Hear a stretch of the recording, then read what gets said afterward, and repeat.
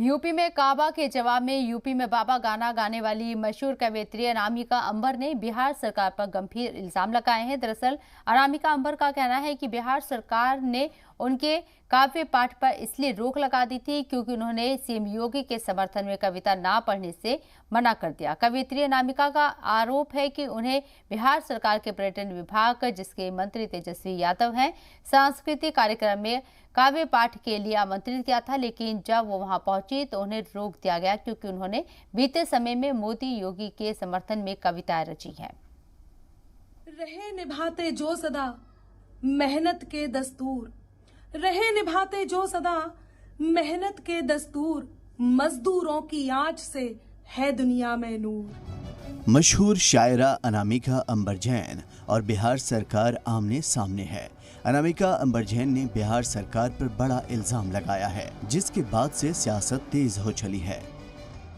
मैं कल यहाँ काव्य पाठ करने आई, मुझे बहुत मन से इन लोगों ने आमंत्रण दिया और मंच पर चढ़ने से पहले रोक दिया गया। दरअसल शायरा अनामिका अंबर का इल्जाम है कि बिहार सरकार ने उनकी बेइज्जती की है। अनामिका अंबर का कहना है कि बिहार सरकार के टूरिज्म डिपार्टमेंट ने सकाफती प्रोग्राम में बुलाकर उन्हें शायरी का मौका नहीं दिया। अनामिका अंबर का आरोप है कि उन्होंने मोदी योगी की हिमायत में नज़में पढ़ी थी, इसलिए बिहार सरकार के बड़े वज़रा के इशारे पर प्रोग्राम कमेटी ने शेर पढ़ने से रोक दिया और स्टेज पर आने की इजाजत नहीं दी गई।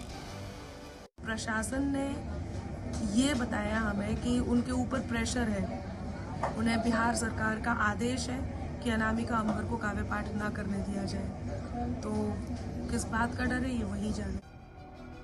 अनामिका अंबर जैन की बेइज्जती से जहां एक शायर समाज में नाराजगी है, वहीं बीजेपी ने भी बिहार की नीतीश सरकार पर निशाना साधा।